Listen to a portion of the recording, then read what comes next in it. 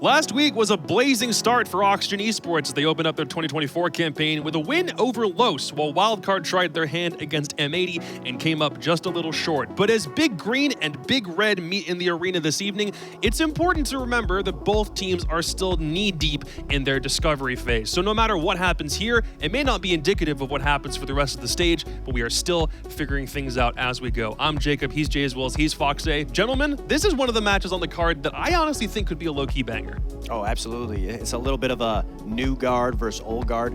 No pun intended. Get it? New guard. Of course you meant that. God. Seeing the intricacies of both teams, it's a nice showing of who will come out on top, the old style of Siege or the new style of Siege. And for OXG, it's also looking at their roster, a new style of roster. Obviously, when you were on the team, it was a very different approach with a more centralized voice. They now go a different direction and try to rebrand a bit. Is that style going to work for them? Yeah, the current Wildcard core and the current Oxygen core played each other twice in the 2023 season, and they went 1-1 with one another. So as this rivalry continues to brew, even though these teams have only faced each other essentially twice in recent memory, it's important to figure out how they build their base, so to speak, and figure things out from here on out. Figuring out exactly where to go is, I mean, for Wildcard, for example, right, they're also a team that's looking at making some changes internally and to that structure. And we saw some good parts of that in their Week 1 game, sure, and some not so good parts. Yeah, they had a lot of things to improve on. I would also say the same thing goes for OXG. I think OXG obviously had struggles on their defensive side, whereas Wildcard had struggles on their attacking side. So they had a week to go through everything, and obviously OXG also has to preserve some of their energy because they have another game at the end of the day. They've just been able to watch what Beast Coast was looking like, and it puts a little bit of pressure on their shoulders because they want to look scary going into that next game, so they obviously want to put up a lot of a fight in this one. Well, I hate to talk about the team that you literally just left a couple weeks ago at this point. It's okay. But let's start with Oxygen and get a picture on how that game against Los went. They played on Oregon. It was a really hotly contested first half, and then the second half comes in and we realize, wait, Los is just really good at basement, and OXG seems like they're good at everything else. So what did we see from OXG in that game? OXG was amazing at the hard things. They were really good on the attack on Oregon, which is obviously the hardest part. Their adaptability on their attacks and their flexibility was very, very standout. But the issues that we talked about arise was the basement, which you would argue is the easier side on Oregon. And especially when you play against a team like Wildcard, you have to be, I guess, a little bit worried because Wildcard is obviously very good on defense. You got to make sure that you're able to get those easy rounds under your belt because once you have the hard ones down, I mean, you know, it's able to be a lot smoother when you can do the easy stuff first. Well, with OXG, right, you've got someone like Dream who's been a rock-solid support for a long time. Basically got someone like at Newers. This point, he's been doing it since the Dark Ages. Like Exactly. He's been so key for this team's success over the last year or two, right? You've got Newers, you've got Yaga, who fit into that picture really nicely, but they showed us in that first game, yes, there were some hiccups, but they showed us how they could incorporate Gomez and Diaz into that system, maybe bringing a little bit of that M80 style into the mix, but it worked pretty well for the most part. And when talking about this identity and exactly how they're reshaping this team, they made the steps in the right direction, that's for sure. With a couple of guys from that XSET roster or the M80 roster now coming in on this OXG core, everything was a little bit jumbled, so we caught up with DS real quick to walk us through that.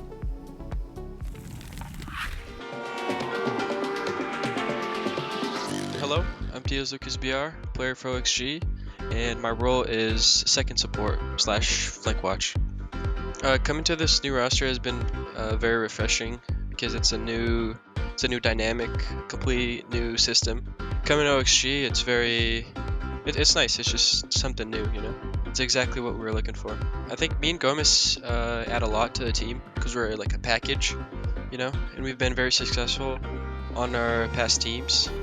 We've met each other when we were like 15, now I'm 22. So we've been together for a long time, and we've been evolving together ever since, you know. So the chemistry is always there. We're very, very good friends, and it's good to be an OXG with them. We're focusing on everything, to be honest, because we're a new team. They also haven't played games in a while. So we're focusing on everything, strats, communication, just the chemistry itself, everything. And everything seemed pretty squeaky clean for Diaz and OXG from last week, but even though he performed really well, and so did Newers, we have to ask ourselves the question. Los is basically a fresh off the assembly line team. Brand new, still need to figure some things out. So as good as players on OXG did from last week, how much are those stats from Diaz and Newers actually going to matter in the long run? We're not going to make grand sweeping conclusions about what it truly I mean, you totally means can't. just You're an yet. analyst. That We could. That's our absolute job. statements are your job. If you But want we're them not to be. going to do that, okay? We had Newers and we had Diaz put up incredible numbers. 13 kills each. And they both had some incredible moments. Like Diaz, for example, through the first 4 rounds, played 4 different operators. He was playing more flex anchor roles for the first 4 rounds. Then he came in and played Solus and tore people apart, got a triple kill, and locked stuff down on the top floor. Newers, on the other hand, did a very similar thing, excelling on the entry. You see him here as the Nomad, doing good work on the flex, showing that not only can he walk in the building and get kills, but he can help the team out while doing it. I'm a big believer on giving credit where it's due. Obviously, OXG is also a brand new team in the way that they want to build themselves and play and pretty much structure themselves, completely changing in the same way as Los. So the fact that they were able to come out not only that strong, but show the adaptability, that was a big thing for me. Obviously, going from a one IGL system to just everyone sees the play, you make the play. Obviously, they found so much success in their game against Los, being able to find the openings when they needed to. And you obviously want people who have been more established on this team to make an impact early. It's good when the new guys are able to come in and do something really soon, but Newers was one of those guys that had such a strong start to his career. Since that Charlotte run at the very, very beginning in his rookie stage, we're still kind of looking for the old Newers to come back in a big way. So Fox, exactly how can he do that? Well, I don't think he needs to come back in the huge way that he was putting up those numbers. I really think as a player that he is evolving in the way that his brain is involved. He's also getting older. And so, not to say that he's old, but when you Isn't he only like develop... 20 or something at this point? Yeah, That's old for he is, Steve. he is. That's old for Steve. Is that when old? Oh, good But grief. when you develop as a player, especially in my last season with New, I saw such a huge improvement in the way that he was able to see the game, look at the game, and capitalize off of these plays. There was a lot of moments where he actually took the reins, called an adaptation, and from a rookie that's used to being on the entry, when you see that level of development, you could only imagine such an uprise on the rest of his career, on the rest of his trajectory, especially when you get players like Gomez, who's been having a phenomenal entry season, and you're able to just rely on him for the kills as well, too. Well, let's see what their opponents are up to in this matchup, because they had a game against M80 on Chalet last week. Tried, was really competitive through that first half. Then we get to the second, and a lot more questions start to arise. They ultimately lose that matchup, but for Wildcard, coming into this game against Oxygen, is this a more balanced matchup, or are these guys already in trouble?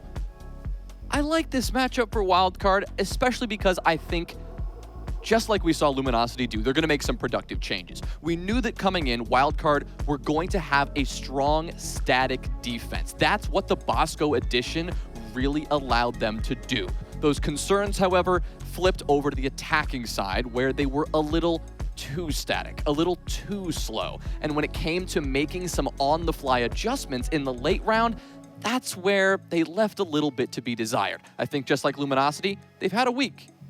That's not a lot of time. Right. But it's something. And if they can look at that attack, say, here's what we need to tweak, let's change up our plan here, let's restructure this a bit, I think their chances are good. Their chances are very good. Obviously, defense is being the more favorable side.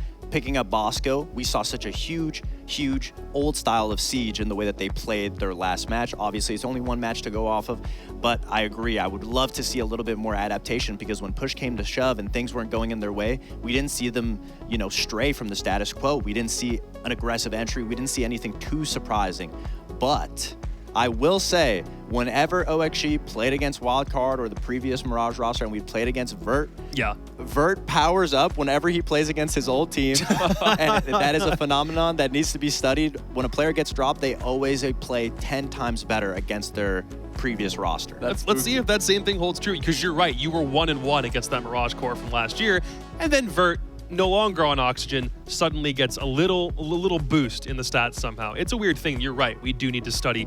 But how did the old man do in his first game back? Bosco doesn't play a professional match in almost 400 days. He comes back against M80. Good, bad, somewhere in the middle. Oh, he played amazing. I didn't necessarily expect him to be one of the main players carrying the roster, but obviously it looked like he had no rust on his shoulders. He is that confident player that you want to rely on, and especially being on the smoke role on defense and being on maybe a planter, droner role on attack. Obviously, you don't expect him to be putting up the numbers that he did. Step by step, he was there for his team when they needed him. Unfortunately, we need to see the rest of the players be there for him to get him that opening. If you can put him in those positions, he will capitalize. I mean, it's that Bosco Rampy duo reunited. And I know we kind of joked about that before we got into that game, but it was so very real. Was. Those were the top 2 performers, without a doubt. They started off extremely hot. I think through the first 5 rounds, they had a combined 14 kills. Of course, things took a turn in the back half. They did slow down at the end. They did slow down. They did end up losing the game. But the point is, they started off strong. And I do think that chemistry from years of playing together, it's still there. So we had a half and half defense for Wildcard. That was a 3-3. Then when they attack, only 1 attack win. And that's probably the thing that will be the most concerning based on what side they end up starting on. They decide or no. It's defense first on Oregon, which means Oxygen will have played this for their first 2 matchups, and Wildcard actually get a chance to start on defense again for the 2nd time in a row. There's a lot of similarities to last week, but what do we think about Oregon here? It stresses me out because when we look at the defenses, Wildcard was really good on defense. And Oregon is a map that obviously if you can get a 5-1, 6-0 half on defense, it puts you in a difficult spot getting to attack, even though OXG showed a lot of promise. It scares me going back to Oregon for a second map for OXG. Obviously, they didn't show too much when it came to Los. Yeah. They only looked like they struggled on the basement. And when it comes to the attacks on Wildcard side, there's nobody that I'm looking to right now to be able to make that opening like Los had. I don't expect them to be showing any fast rushes or anything that will shock OXG. And that's what Wildcard's going to need to do, obviously, if they want to be able to get away with some rounds. The scary part is the basement, though, and you brought that up. I know Laxing and you were joking about it on the desk last week. That for some reason, OXG on the basement, it just doesn't happen. And that's what we saw against Los, even against Los, who struggled in plenty of different areas, right? OXG could not attack it, and they could not defend it. It was a little bit of both. So they have to address that right away. They don't have that time anymore. They're going right into Oregon. They walked into this. So clearly they know what they're doing, or at least we think. You'd hope. We're certainly going to hope. The whole game now at this point hinges on whether Oxygen have been able to clean up those basement rounds on attack or D or not, because they had the option to go to Clubhouse or not go to Clubhouse, and they decided to stick with their guns. Everybody on the desk for the NAL Championship has picked OXG in this matchup, so let's see if every single analyst can be wrong for the 2nd time in a row. Parker, have fun with, who are you casting with again? Pengu. Oh. I'm casting with Pengu, who has a really beautiful shelf behind him. What is it looks like a white sculpture next to your Rainbow Six award. What is that? What is this? Show the class. It's a 3D printed penguin that has the Penta logo and the Siege diamond logo, Proliga logo back in the day. It was a fan that gave this to me, Healing Bee, one of my French viewers, 7 years ago. And I have had this guy with me throughout all my journeys in Siege. That is beautiful. Thank you so much for sharing that. Wildcard versus OXG.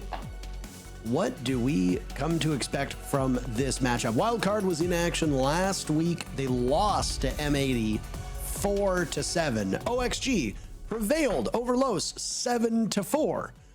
So, in that case, you gotta say that OXG is the favorite, right? I mean, the desk seems to think that. Sorry, the couch.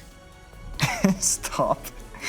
So I'm just gonna keep calling it that until somebody tells me not to do it. OXG is in action later today as well. They're going to go up against Beast Coast, who just played in the matchup that we started off the show with against Luminosity. For Wildcard, it's a one and done today.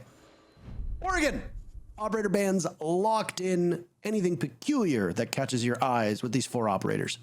No, I mean, I think this is what you would expect in most cases. I mean, the Ying, the Fenrir, the Valkyrie, cookie cutter operators that often get either banned or played. Of course, you can say, okay, Flores, what's up with that? Well, it's just a big utility accounting operator that really makes the basement attack especially a lot easier. So, not surprised to see that removed from play from Wildcard because they start on defense, they start in basement. Why would you want the Flores open for your opponent off OXG? Now, Oregon is the I would say the default of default maps. It's a 50-50 where any team can beat other teams. For OXT, if you can play Oregon, back to back and just like keep doing well, keep hiding your other maps, etc., you're looking mighty fine this season so far. However, if Wildcard come out swinging here, they take you down, they make you look weak on this map, then you're in a bit of a pickle. OXT starting on the attacking side can be difficult, like the couch spoke about, right? That's where you want to shine. So let's see if they can do it. First round to bring those power operators that we tend to love, the Capital, the Grim, and of course the not W7M special, but W7M during Invitationals did run OSA quite a bit on Basement Oregon. You can go Freezer, you can go bottom laundry stairs, you can go blue. Those talent shields give you cover that otherwise does not exist on that basement bomb site for the attack. So great operator pickup here from OXG. Grim has entered the meta with a fury over the last couple months. I know that if you were cryogenically frozen and were woken up, you would be astonished to see Grim's pick rate be what it is, but Commando is a great gun. Brings secondary hard breach. As a bailiff, as a secondary, there's a lot working for Grim in terms of a tool set. And then, of course, you've got the bees, which are not just good for anti-flank, but are also great during an execute, because then you can easily use them for area denial and gain very valuable information as to where they're going to go. I will watch with great eagerness as to where Gomez places said bees. Oxygen's actually got, I don't want to say an unconventional lineup here, but there are some quite strong operators that are missing for this lineup. And bringing a Grim, a Nomad, a Capital, and an Osa, those four together is something we don't always see at this level. Well, I mean, Ella, let's talk about it, right? Ella, no, the shotgun by the Scorpion. Very uncommon pick in general. Just like the Scorpion is seen as a very weak weapon. But you get those Griswold mines. They deny entries, give you insta when they pop, and you get deployable shield. Deployable shields are hard to come by. Used to always bring them on the smoke on defense. Stroke lost that quite some time ago now, so you gotta go to these kind of odd operators, if you will, to pick them up instead. Very slow first round. OXG, they want to set everything up to perfection. OC shield, bottom freezer rather. Then Diaz rotates to bottom laundry stairs. That's where the second shield goes. This is a lobby slash freezer execute. They're gonna try and plant lobby side behind the OC shield. They're gonna try and 3, 2, 1 attack from everywhere. Dream backside, nearest freezer. Gomez on the meeting hatch. 2 players lobby. It's an all-out brawl here on basement. This round has just flown by. Very first round between these teams. As Wildcard look to hunker down OXG. Crouch walking their way towards the objective. Second talent shield will go down as he sees the smoke. Almost tears some strips through Yaga, who's inhaling that toxic gas. He's down, but not before he can get a pick onto Rampy. Both teams trading. Time working against OXG, and numbers also not in their favor, though it is technically a 2v2. Vertical's been downed. Gomez will take the fire to them, and it's Bosco himself. We've seen him clutch multiple times. Can he pull it off again against Gomez? Yes, he can. Nice to see Bosco back in the swing of things. One of the most notorious smoke players. You, a smoke main Nick, can obviously look at somebody like Bosco and be happy with that level of play. Wildcard, take the very first round as Bosco clutches it out at the final seconds. Yeah, I mean, they call him Boss Goat for a reason. I think it was like a stat from like about 3 years ago, like about my time of retirement. A stat came out about most clutches in pro play, and it was something like myself, Breedy, and Bosco were all top 3 or top 5. We all play the same positions, we play the same roles. And I see Bosco as one of like the OG really strong anchor players of North America, and him leaving the professional scene of Siege was one that I was kind of sad about. You know, some players that come and go and you forget them or you don't think too much about it. But I was like, surely Bosco makes a return, right? Overall nice guy, phenomenal player. I like the role that he plays. I played myself. I can relate to him. Seeing him back definitely warms my heart. Things they start well for him and for Wildcard. Now, from one anchor operator to another, Maestro, an operator that we might see more play of this season than last because you have 3 evil eye cameras. This is phenomenal. You can deny plants, you can deny drones, you get intel, they are bulletproof. There are so many strengths to this operator. The only real downside, if the attacking lineup brings out either Dokkaebi or the Brava, those Evil Eyes will or can get hacked and then work against the defenders. That's the one downside. However, OXG have not brought either of those operators despite being available. So Maestro in this round is in full effect. And Maestro is a very slow operator. Then Wildcard, they want speed too. They pick up the Solace, that's a fast operator. But they also pick up the fastest operator in Rainbow Six Siege of the Oryx. An operator which we almost never see being played these days. He lost 1.5 zoom scope. Everyone did at this point in the game. So Oryx doesn't bring you anything but speed. Yeah, you can jump out a hatch, but that's not really relevant for Oregon usually. Metrocell goes out, but there's nothing there for it. If you're going to see an Oryx, usually it's not on this top floor bomb site. It's to roam effectively. Hands in the leadoff pick in this round. 1 second off, or 1 minute rather, off of the clock. And already Wildcard gifted quite a leg up. It's the player on the side of OXG, lived the longest in the previous round. Gomez, gone.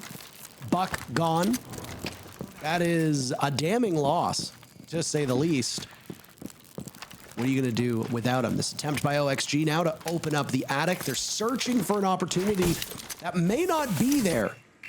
They need to ensure that the back wall, that attic wall, is not covered by a mute jammer, and they're having some serious difficulties. That they do. I mean, OXG, I like that they're playing a slow round both times so far. I think often on Oregon, teams go too fast, things fall apart early, and the round finishes so quickly, but they're going slow, but they're still falling apart. Gomez and Yogg both down for the count. Ramby active on the roam. Wildcard are playing all the angles, upstairs and downstairs. Well, OXG having some serious issues already. Made worse by the loss to Yaga, as now Diaz tasked with looking towards split. Kansan was an inch away, but playing by Zulu has a couple angles that he needs to watch. He sees the tip of the gun. It's an easy pick, and he's expecting another over towards White. He reads into it so well. Kansan is just killing OXG himself. Why have a whole team when you've got just one player doing all of the work on his own? Dream has been boxed out now by Trophy, as those Kiba barriers will slow him down. It looked like maybe one botched Kiba barrier, but out will go the explosives. 2 different Evil Eyes looking in his direction. It's Kansan to flawlessly win the round and then show a lot of enthusiasm after an impressive showing on his end. Oh boy. I mean, this is the thing, right? When you go to Oregon back-to-back for OXG, things not looking so good in the first 2 rounds here, you gotta make a big adaptation. And not only that, but if you play again later on today, you know, you wanna, as Foxy said, come in hot. You wanna do well, scare your opponent, build that confidence yourself. You have a really bad first match, and you have a second match in that same day, your mental comes into play as well. There's no hard reset button. I mean, sure, you got a couple of hours to work things out, but it's not really ideal. OXG, they've been going methodical, they've been going slow. It might just be time for them to make an adaptation here, right? Maybe go more, play on the entry, match the aggression, fight those roamers, fight them whenever they come for you, because Wildcard, they are certainly fighting back. They are not giving up spaces for free, and that's the current meta of Siege. Again, you fight for every single air map that you find relevant. Big tower, the bomb site itself, the rooms above and below the bomb site. And that's what Wildcard are doing so well. They're extending out. Even now. They're gonna make some moves into a small tower. They're gonna be upstairs in Trophy. They're playing in most of those areas around the bomb site, denying OXG any easy ways in.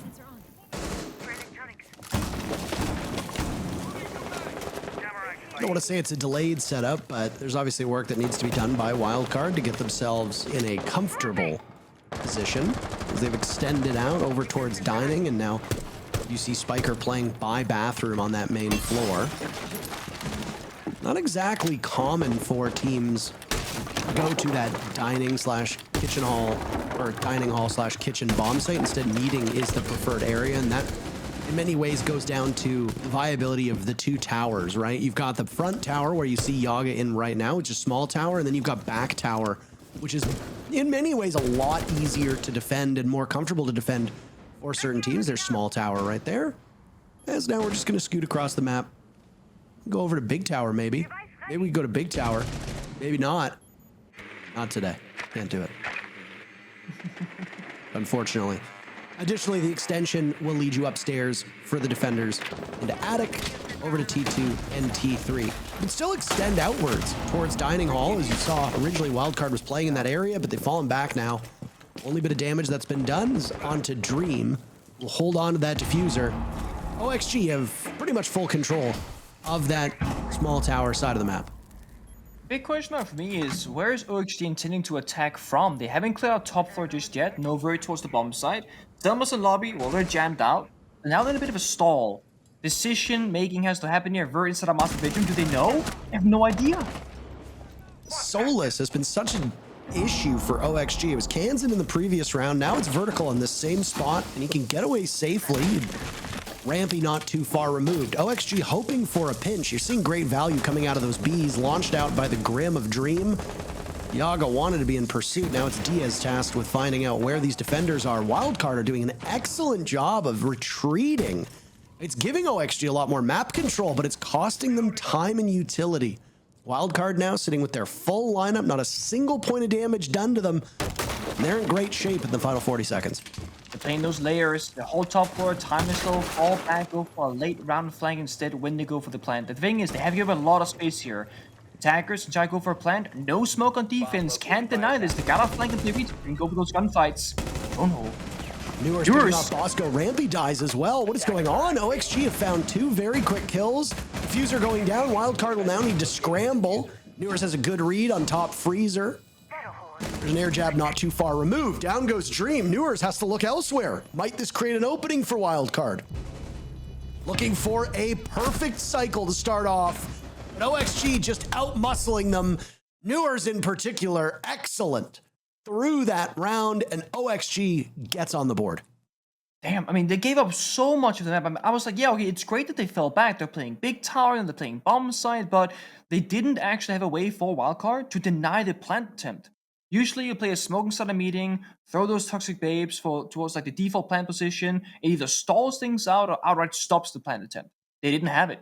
No C4s in position either. So they just walk in, OXG, they start planting, and Newers does what he's best at. He gets kills. One through the drone hole, which is absurd by the way, and the second was a nice shot onto the green hallway door from Dining. Wildcard though, when you go to tertiary bomb site, you're not really quote-unquote supposed to win. That is like the freebie for the attackers more often than not, so that's perfectly okay. It's all about this rotation now. You go back to basement, what can OXG do? You go back to upstairs and get storms. What are they gonna do? See how they play it out. Similar side setup though. You have a third layer from Wildcard, the same similar other lineup, and probably gonna be same positions as well. One thing that I wanted to talk about on both the bottom floor bomb site, Laundry Supply, and then of course that top floor bomb site of Dorms, was not just about the operator composition that OXG is bringing, but when you were talking about a Brava, it jogged my memory from previous matches that we've seen, especially around SI and other regions, where bringing one of the 3 drone ops is almost a requirement, whether it be a Flores, whether it be a Brava, or even Twitch, whose pick rate was quite high on Oregon back at SI. And if you look, OXG's not bringing any of those drone operators. This is the exact same lineup from OXG that they brought back in round number 1. And obviously it came down to a 1v1 with Bosco beating Gomez. So it was close enough. Oxygen using its forces to get in close on Laundry. That just because it works doesn't mean it's optimal. And again, it's not that I'm criticizing Oxygen, but if you know that there's going to be an operator lineup that has tons of electronics, a Brava as that trickster op is excellent. If you know there's going to be a lot of explosives needed, a Flores is also excellent. OXG are going to go with the same thing that they thought almost worked last time around. They use their pieces at bottom laundry stairs, and we're able to exert a lot of influence. Will they pull off the same executor, or will we see some small changes from OXG? That is the question. I mean, when I see the same attacker lineup, I'm always thinking, damn, they're gonna go for the exact same execute again. Which, to be fair, if you think as a team that it was a like minor detail you messed up, you should go for it again. If you think you can course correct, but Wildcard, the second they see this Ocean Shield bottom freezer, they're gonna prepare for the exact same outcome. But with that being said, OXG could also fake this execute.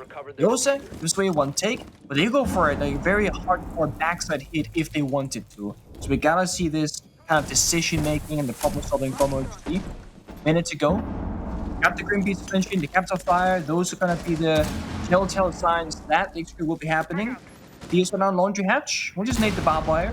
Those nades, they don't really do a lot of damage these days to players. It's more about clearing out utility. There goes those smokes that had done so much damage to Yaga. The first attempt that OXG had on this bomb site. The same setup as we talked about on Laundry Supply Room from OXG, as they just creep forward towards those bomb chassis. A Talon shield placed by Diaz. We can sit behind it, gain valuable information. Newers first to die. Vertical getting flamed out by the Capitao. Has to maneuver out of that position in Freezer. OXG in a 4v5. The clock will not be their friend as that timer is ticking away with quite a hurry. Wildcard poised, ready. Not much movement. Vert will be the one to quarterback this push. He sees the legs on the Kiba barrier, just not far removed, softening him up. But he can't outduel OXG, who will bull rush in. It's all up to Dream on a single point of HP. Hansen and Spiker last two alive. Whether they get the kill doesn't matter. The timer will work for the defenders, and Wildcard goes perfect on Laundry Supply. They're up 3-1. Yeah. I mean, that's exactly where you want to be. And again, they shut down the push from OXG, both strategically, but also in those gunfights. The big thing about Oregon is the opening kill is very crucial. It's all about numbers. I mean, we see it on these basement executes. It's 5 defenders and 5 attackers just fighting it out 1-to-1. But Wildcard, in both of those attempts, they get the first initial pick, they play that 5 versus 4, and they just can overpower OXG. They have the man advantage, they have more bodies, they have more guns in their direction. So, OXG, I mean, yeah, you can fall here in the attack. You can go down 1-3, you can go down, 1-4, whatever. The question is, how good are OXG at defending? Because if you go flawless on defense, hey, you can kind of not suck on attack, but you can have a bad half. If you're actually right now, I think you're just hoping for a 2-4 on the half right now. I think 3-3 might be a bit of a, you're wishing for it, but is it realistic? The Skidstorm defense, again, same lineup on Wildcard. They have a playbook right now, they're following it. It has a single strategy, it's like the core concept. The operators, maybe the player position where they start the round. So for Wildcard, it's about those micro decisions. Hey, I need help over here. Oh, now they're pushing dining. Can somebody rotate to C4? And all of those kind of small communications, like that's for Wildcard, they make their plays. They don't change the bigger picture, but they change those small things instead. Not even 30 seconds in, and OXG have very quickly got into the building. There was one logic bomb used by Yaga. Second one will go. Both pieces of the Dokubi's utility now expended within the first 40 seconds. Means at this point, Yaga will just be 3 flashbangs and a set of guns. That's about it. Obviously, those logic bombs were used to aid the entry for OXG. Did it pay off? That's the real question. Yeah. I mean, they're playing around it right now. York waving the hatch drop. Oh, he wins the gunfight. I thought we were going to shoot the ceiling there for a second. And that's going to be the good start for them. Ramby looking for a flank, though, looking to punish back. Wildcard recognized. Now they've lost the man advantage. They need to get it back. Rampy gets Yaga, who's running down Freezer stairs. And we talked about how fast Oryx can be, but an often overlooked part of his kit is the ability to hop up through those hatches. Rampy will re-engage, but Diaz was there for it as Rampy jumped back down and wanted some more. OXG have been trailing in terms of player numbers for most of this matchup up to this point. So getting a first pick and then using that to continue to get these picks is huge for the OXG roster. Only 2 players left on Wildcard now with a little bit over a minute to go. This is not the greatest of timing for the defenders. However, the Storm's bomb site is quite unique when it comes to this game because it tends to work out very effectively when you are entrenched in this position, whether it be the attackers who have full control of the site or the defenders. There's lots of hard walls. Sight lines can be very close quarters. Sight lines can be quite tight, meaning that lots of fights will be close quarters, and that obviously benefits these defenders. Now, for OXG, got a lot of tools to start to open up the bomb site, and they've already started to do that. Yeah. If Wildcard can find the initial pick here on the entry, shut down one of the attacking, positions, so this will be a great start for them, but they don't. Yours is just going to run right through the remaining 2 players, and OXG split the upstairs bomb site. That first cycle that we saw from Wildcard was successful until they went to what would be considered the tertiary bomb site of meeting and dining. This time around, It's a much more confident OXG. They enter quickly. They use utility to narrow down the roamers. They get a pick or two. And yeah, obviously Rampy lurking down below wasn't something they expected. But Rampy gets... I'm not sure what Rampy's thinking was actually to drop back through that security hatch, unless he thought that there were a set of eyes from OXG on security and he was trapped in that position. Opting to go back down to Freezer is a play that I can't quite pinpoint why he would go about doing that. Either way, OXG showing confidence, showing some moxie, and they prevail to keep this one close. Wildcard can still win the half. They just need to prevail on this final defense. OXG teasing a glass right now, but can be 6 picked off. I'd like to see the glass. I mean, give it to us. Give us the chaos, right? I love to see it. A fast play blitz, glass, a lion, do something fancy. Gomez? Last second. He changed off it. Oh boy. Ash is boring. Boo! Ooh. Ooh. But R4C has ACOG now, so yay! Take me back, man. It's been feeling so refreshing. I've been playing 44 games of ranked for the last like 3 days or so. I've been having a great time. Ash ACOG, Doc ACOG, running out the building, having a good old time. Slower ADS speed, by the way. I know some people are against it. I personally, massive fan. Now that it's been a few days, been a week or so, you know, it doesn't feel all that bad anymore. It feels like basically it's normal at this point. It is quite nice to see the scope changes come into effect. I know that we are technically in what should be our 3rd play day, technically in our 2nd after there were issues on the very 1st, but for a lot of these players and a lot of these viewers, there's been some serious changes. The scope changes are something that you might be tuning in and notice, oh my gosh, old ACOG is back. Yeah, changes in the year 9 of... I honestly think of just shaking things up to a point where it doesn't feel like a new game, but there are so many changes, especially to the operators that we saw as being problematic on defense. Zombie now, you can shoot those Kiba barriers down. There are changes to Solus coming. There are changes to Fenrir coming. Oh my. Nice. The trajectory changes make that a lot easier, and Spiker can thread that needle, kill Yaga. OXG, like we said, they have trailed a lot in terms of numbers. They will trail yet again. I like that OXG did bring one of those drone operators, bringing Brav out. But we won't really see much use of those kludges, as it was the Bravo who died. Yep. That is the thing. The C4 lineups, they can be nasty. If you're not ready for them, easy claps just like that.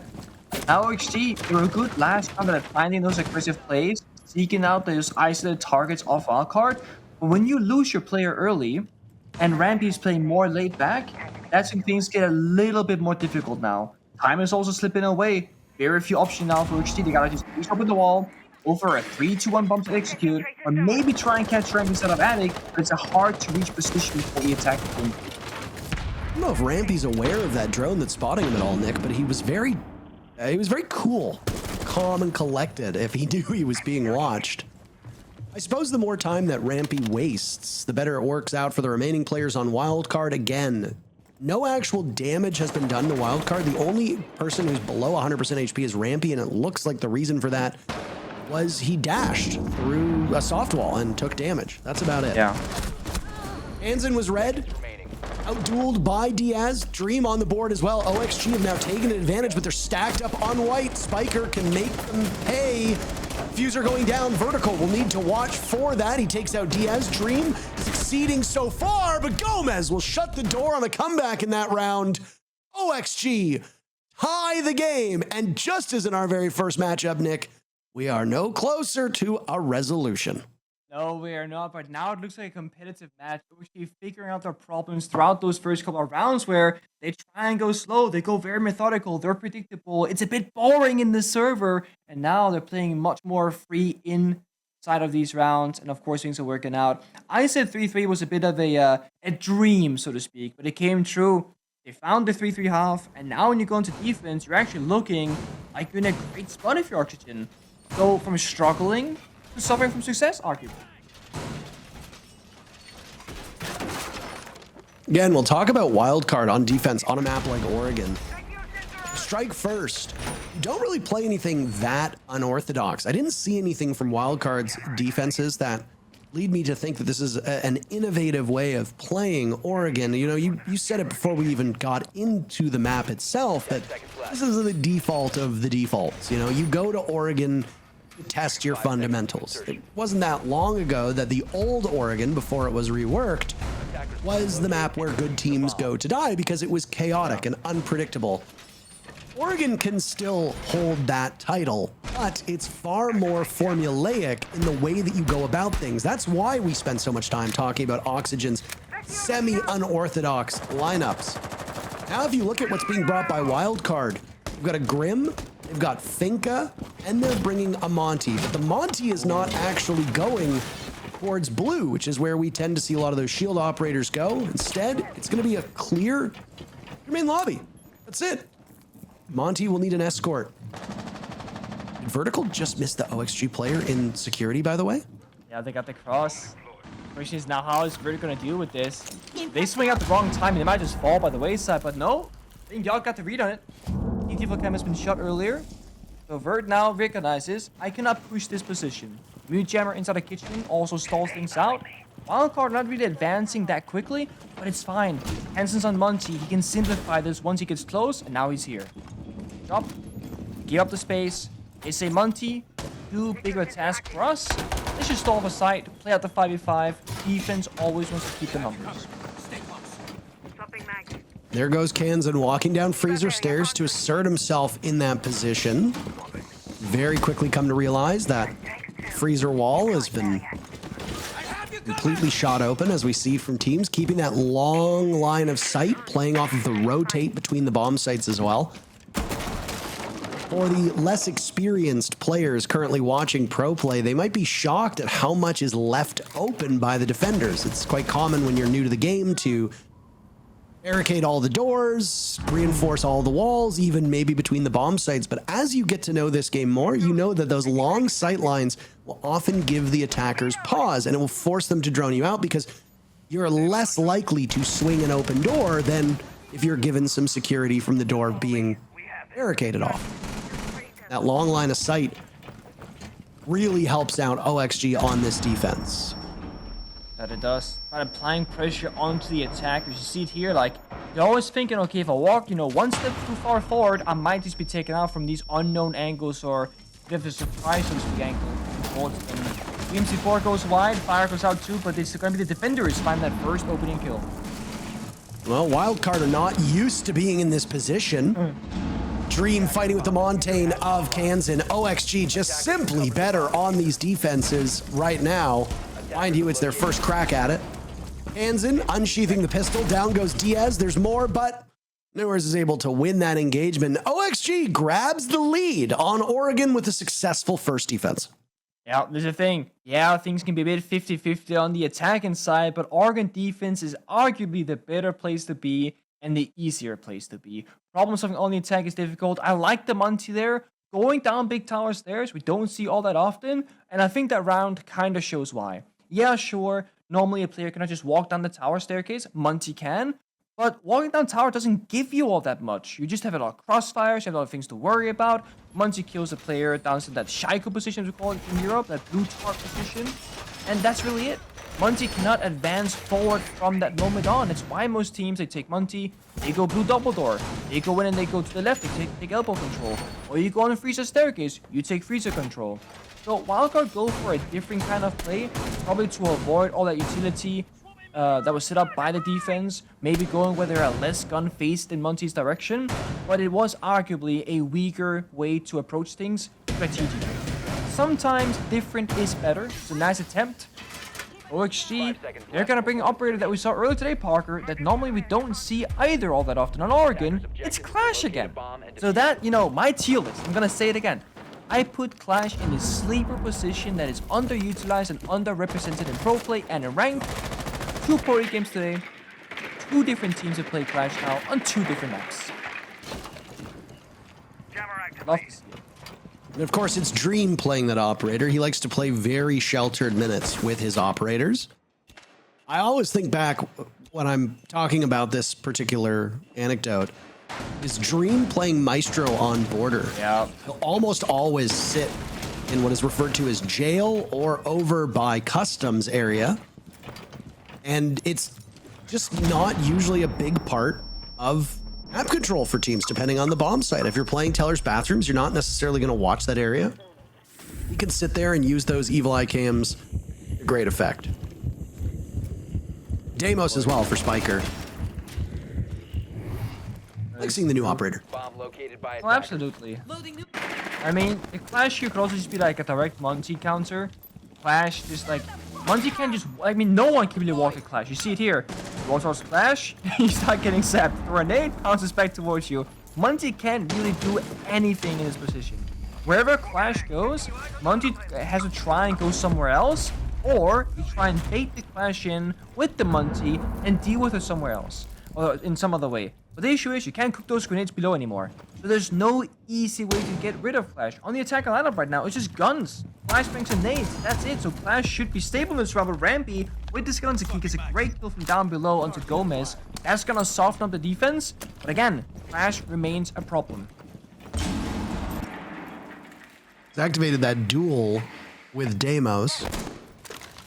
Those that don't know, Deimos sends out a tracker that will hunt you down and ping your location. You see Deimos' position, Deimos sees your position, and you can relay that verbally through the rest of your teammates. Nice shooting from Diaz, as both Spiker and Bosco are now in the grave. Things started out quite well for Wildcard. They got a read on where these players were from above. They used soft destruction effectively. Rampy got the first pick. But Kansan has just been idle in this position at bottom of White Stairs, and the longer this takes, the less likelihood that the Monty of Kansan will prove to be that effective. It's a shield off as now the Monty walks up. Rampy not too far removed, and out goes an impact. Everybody taking damage. One Adrenal Surge goes out, great timing. Vertical dies right after using it. Wildcard are boxed out of the bomb site right now at top White. Kansan reduced to a single point of HP. He's dropped by the Clash. Oh no! But now Dream has been boxed out himself. He puts the shield on his back, but Diaz goes prone and gets a smattering of kills as OXG still remains undefeated on defense through 2 rounds. Nah, that looks like the most chaotic ranked match ever, where it's like 7 people, they brawl it on the White Staircase leading to the bomb side. Yeah, they got coordination, they got some verticality, they're using their utility, but it's just a Clash stopping all the attackers, keep us going out, impacts being thrown, and Wildcard, they cannot break it. I like to say that, you know, wherever Clash goes, you just go somewhere else. You don't want to deal with it. It's so difficult. They didn't agree. They wanted to brute force the problem, and as we noticed with the result, it really did not work out for them. They could have gone big tower. They could have gone master bedroom. They could have worked that big window position, which they tried, but then Diaz happens. He swings that big window, gets 2 kills, and with those, you know, bodies falling to the ground for Wildcard, the push was kind of over. All they had left was White Stairs. They try and just go for it. Doesn't pan out. OXG, their creativity here. It works out. Counterplay was great. The adaptation was made. It did take a few rounds to get activated from them, but ever since like round number 4, OXG has been the driver. Great look for them. Now tertiary bomb site. That's the big question. Can they get perfect bomb site rotate here? 3 in a row. Was off for a 6-0. Then down to basement bomb site. That's a 7-3 right there in that regard. I do like the look of this Wildcard squad. I think the roster is quite fascinating. Obviously, you've got old teammates in Bosco and Rampy. Yeah. Both played in SSG on those days. Way, way long ago. Kansan's become, I don't want to say a bit of a journeyman, but he's hopped around different rosters. Vertical, the same as well. Vertical most recently was on OXG before moving over to Wildcard after OXG decided to not blow up the roster, but make some serious changes. Yaga was loaned out to M80 for SI. And then from that team, they decided to bring over Gomez and Diaz after M80 dropped their entire roster with the exception of Spoit. That was a, I mean, surprise, surprise, but if a team makes every major, but they get clapped in groups, you gotta make changes, right? Same thing for OXG when they made their changes. Yeah, you can do good domestically, but that's not really where you want to be. Yeah, you want to do good domestically to make the major. But the goal is to do well at the major, at the invitationals. OXG with these roster changes could be a team to look out for again on the rise. Foxy with a lot of praise towards Muir's improvement throughout just Foxy's time in OXG. It was just a, as we say, all brain, no aim Ashe main. Now Muir's calls for his team, makes adaptations, and reads the game better as well. With that R4C having access to the ACOG, Vert's going to go with something a little bit closer on. Yaga, the very first kill, Wildcard. Well, folding a little bit early so far. Looking for their very first pick, and they'll get it. Yaga dies to Spiker, and that's the smoke. That's a great pick for Wildcard. Out goes grenades, impacts Inso, tossed out by Dream as he looks to guard backstage. Exothermic charge will give a greater opening now to Wildcard, and Vertical just sprints on in. He's good for one pick. Does he know there's a second? No. Gomez picks them both up. Spiker, the last one standing. He dies to Diaz out of nowhere, almost. OXG move to match point.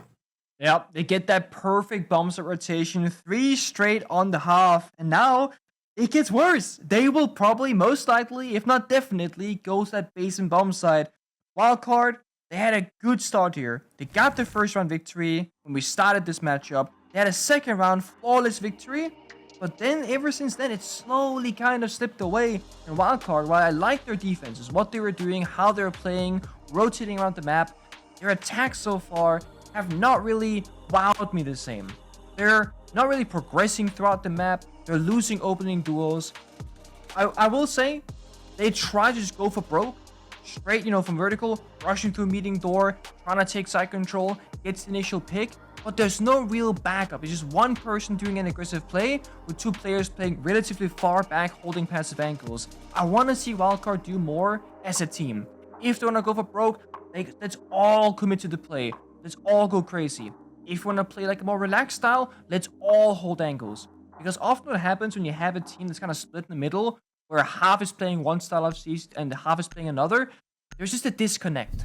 And the support, the timing, the trading of bodies isn't quite happening. And that's what you need on the attacking side, especially on Oregon. You can't just throw a body away here and there, die to a C4 without getting a kill somewhere else, unless you're gaining some absurd amount of map control. But that's not the case here. Neither Wildcard or XG on Oregon defense are giving up things for free. They're fighting for space, and they recognize strategically what they need to do in these rounds. OXG go basement, as expected. They bring out more utility. They're playing, the mirror. They're playing the warden, where they can, not get flashed. They can't get smoked off on their positions. And Wildcard got to figure out what operators they think are needed to break this. Of course, they're gonna bring the Ashe. Those are things that happened. It's some time ago now. But the Ashe breaching rounds, the gadget can now counter the mirror windows. It will shatter the mirror window if you Ashe charge them directly on the surface of the window itself, and you cannot see through them on defense. That's why Ashe's pick rate has gone up in recent time. In professional play, it's a direct one-to-one mirror counter. It's a great balance change made, because now you have an easy solution. You don't just gotta hobbies the wall with a bandit behind it, with a meat behind it, etc. A nice kind of alternative way to deal with it. And the R4C is still an incredible weapon as well. Oh yeah.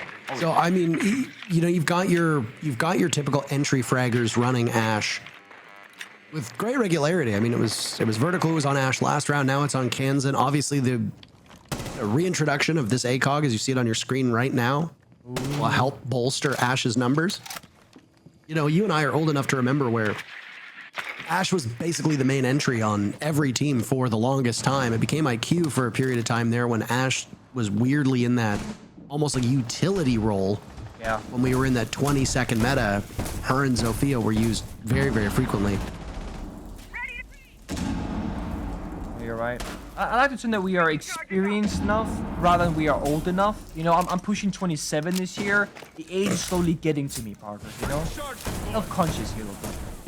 I mean, I'm almost ready to retire. So you're almost ready? I'm getting up there in age. I've been checking my, I'm Canadian, so I don't have one, but checking my 401k just for the sake of the joke. Oh my God.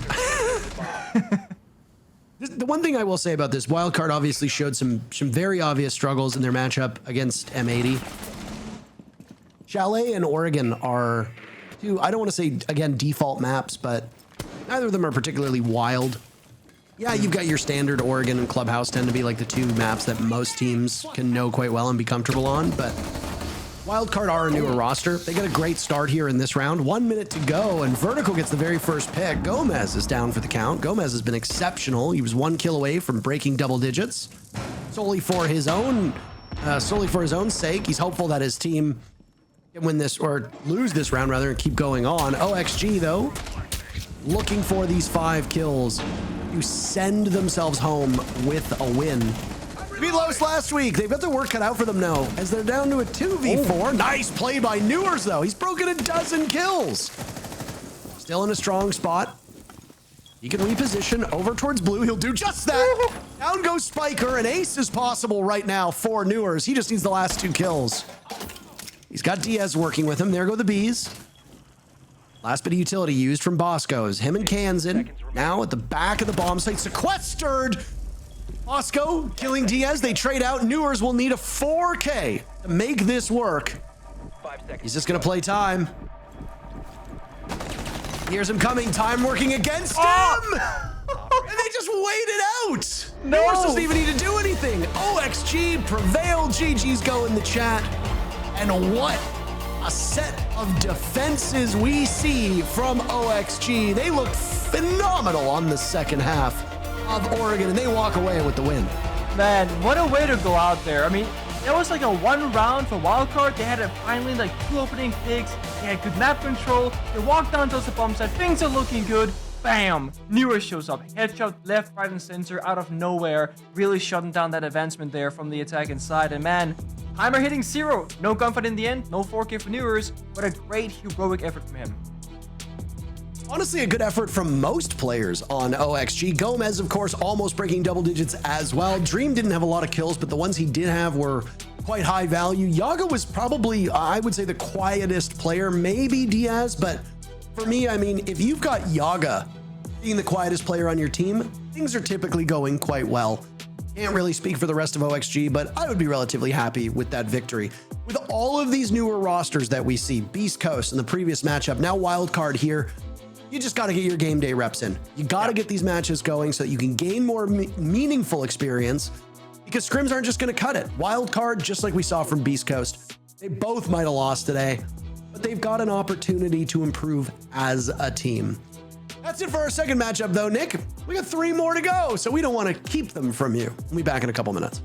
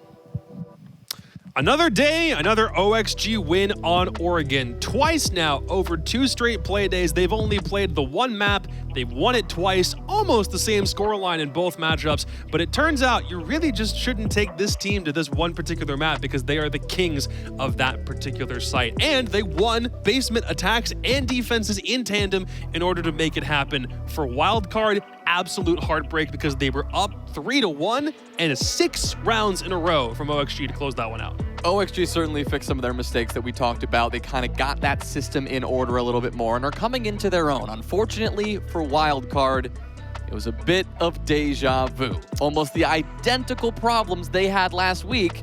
I mean, but it wasn't for a lack of trying, I guess. No, it wasn't for a lack at all. They obviously knew that they had an entry problem when it came to their first week. So they tried to substitute a Monty or an Osa in their rounds to be able to get that extra bit of a push into the site. But unfortunately for them, the players around the shield were just dropping like flies. Obviously, OXG was playing around it perfectly. They knew exactly how to respond to it. And Wildcard just still weren't able to get that foot in their door on attack. There were so many big moments too, especially in the start of this game. Through the first 3 rounds, there were 3 quad kills. It was Bosco in the first, then it was Kansan in the second, and then it was Newers in the third. I mean, it was big hero plays to start the game. It was exciting. I was very stressed out, especially being an OXG fan, because obviously Wildcard is the most slow-paced, slow-burn defensive team, and especially on their basement defenses, they were just stalling out OXG, and it looked like a little stressful, obviously, when we were getting into that 4th round. But when it didn't come down to the basement, OXG was able to perform. When it was on the top floor site, when it was on the middle floor site, they were able to lock down the extremities and go for those executes. You were saying in the back, after maybe like round 2 or something, oh man, I think Wildcard probably had this one in the bag. And they do go up 3-1. What happened at the very end of that game where OXG switched gears? Well, thank you for exposing me to everybody. I absolutely will, every time. I'll just air the green room team. Throwing out OXG, but when it comes to Oregon, obviously, if you can get that 5-1 lead, like I said on the defense, it's so difficult to climb yourself back up when you have that much of a cushion. But Wildcard were not able to convert their defensive wins to the other sites besides the basements. That was obviously the more prominent thing. So when OXG was able to equalize it and it came to the attack, we knew OXG was in a good spot when it was 3-3 because they just have to play the site. Wildcard's not going to make that first entry into the site. And it wasn't an unreasonable statement you made back there. I mean, look at Wildcard and the way they came out of the gate swinging. It was the first 3 rounds. They had 2 quad kills. They were looking good. This time it was Kansan and Bosco uniting for 9 kills through 2 rounds, but then they hit a wall. Bosco and Kansan did not find another kill until round 8 between the 2 of them, right? Yep. Things slowed down dramatically, not only for them, but for the whole team. I mean, hero plays cannot an efficient game win every time, unfortunately. So as electrifying as both of those plays might have been, the big highlight is on the guy who won the first and last rounds for OXG in this game, and that's Newers. We started with a 4K. It was just 4K City for those first couple rounds, and he opened up round 3, kitchen attack, perfect post-plant coverage. He even gets a drone hole kill in this round, and suddenly OXG are on the board. It was a beautiful play from Newers here.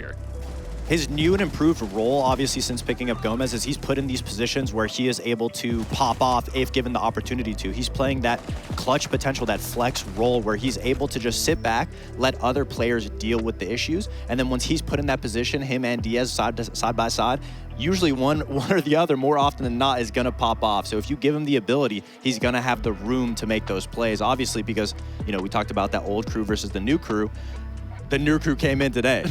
Oh, absolutely, right? And we also saw how Gomez got into the mix a little bit more today than he had last week, right? Last week, it was all about Newers and it was all about Diaz. Today, Gomez found the scoreboard 9 and 6 as well to match his teammate there. Last week, he was getting really active. We saw him on several rounds getting into small tower, trying to contest the entry of that Los team right at the start. This time, he played a little bit more closer to the site, a little bit more restrained, and overall, that benefited him in the long run. Well, let's talk to the guy who he tried to have an interview with last week, and it unfortunately got cut short. Mitch, talk to me real quick about the 2 guys that were top frags last week. Both Diaz and Newers did great. They were top of the scoreboard again for a 2nd consecutive Oregon win. How huge are the plays from both those guys? I mean, those guys are both just incredibly talented players, and honestly, I'm lucky they're on my team because I would hate playing against them. You would really hate playing against them, yeah. No kidding, dude. Mitch, I've been seeing a lot of fun coming out of you. I've been seeing your plays, and I just really wanted to know, since picking up the 2 new guys, does that feel like there's a lot less pressure on you to be that backbone for the team now that you have like Diaz? And also, there's a lot more flexible ops that I'm seeing you on. Is that a lot of new room to play with, getting on the Clash? You know, I saw you trying to make the turtle play on on the white stairs. I tried, but Diaz stole my kills from me, so it's, you know, it happens. I tried to channel my inner Fox, you know, 360 him. I hear you. Everyone remembers that one cafe clip. Yeah, you can't escape it at this point. It's your whole identity. True. But let's put the eyes on Dream. Dream, is there like a lot less pressure now that you've gotten more flexible players that are able to be that backbone? Are you feeling a lot more confident being put in a position of like a secondary flex almost? Oh, 100%. It's really nice, like, even just the work ethic out of the 2 new guys, like, the amount of time we've put in going into the season, like, I can pick any op I want, and I know, like, they're going to be right there, like, behind me with an idea, or, like, we're kind of like team IGLing almost, so if someone sees a play, like, I'm really confident that, like, we're making the right ones, we're making the right calls, and it's been going, like, really good so far. Hey, Dream. Jays Wills here. Another quick question for you, kind of touching on what Foxay brought up, kind of this new structure, because curious, what is this, or who is this central voice kind of leading the team in these moments, right? Obviously, the guy sitting next to me is no longer there. Is that style something that all of you are being a part of, or is it one specific person kind of leading the charge? I'd say I'm about like 65, maybe 70% of the voice that comes from the team, and then the rest of it is just like Gomez, Diaz, Yag, New, like calling what they see on drones, like if they think we can make a play here, and it's really just about like trusting your teammates and like going with the flow and like how the round is progressing, and then making plays off of like what the enemy does. Why So Oregon it's 2 times in a row, out of curiosity? People just keep taking us to Oregon. Personally, we prepped a lot. I would like to play a different map. But hey, if you guys want to keep losing on Oregon, like, I got the best gunners in the game. They're on my team, so we can keep going to Oregon. I'm cool with that. Well, there's a very good shot that maybe you play a different map when you play the second game later on in the Fingers day. crossed. So what are you going to do between now and then? There were some times last stage where we were playing 2 maps back to back. That was just the standard that most NAL teams had to worry about in 2023. We're doing it again here. So what did you do back then to prepare when you had 2 best of ones to play in a row? Well, this best of one was a little bit harder to prepare for, I guess, for Beast Coast, because we didn't find out we were playing it till like 2 days ago or whatever. But I think it was just, we just do our prep in between the maps. We just talk about like, hey, we're going to go here. Like, this is what we think they're going to do, how we think we can counter them. And if we don't have info, it's just, we just got to play our game. Like, don't let them control the map. Like, just play how we play and win out. All right, well, I guess we'll find out if we're actually playing Oregon 3 straight times for OXG, given the game in just a couple hours. Mitch, we'll see you then. Thank you. All right. Do we see Oregon again? They've won it twice. Surely we don't see it 3 times in a row, right? No chance. Surely. No chance. Beast Coast. Surely. I don't know. I mean, there's a lot of footage on them. You know, I could see Beast Coast fumbling. I mean, obviously, look at how they played today. They tried to play like SSG. They might try to play like Los at the end of the day. You think they bot We'll review have in to the see. next hour and a half? They'd go over the bot, see what they They could, maybe. No, I don't think they're going to go to Oregon another time. They got a lot of time to figure it out. And the key thing here, there's still 2 games up until then, and one of them coming up next, M80 and Sonics. I have no idea how this bad boy's about to go. We'll see you in just a sec.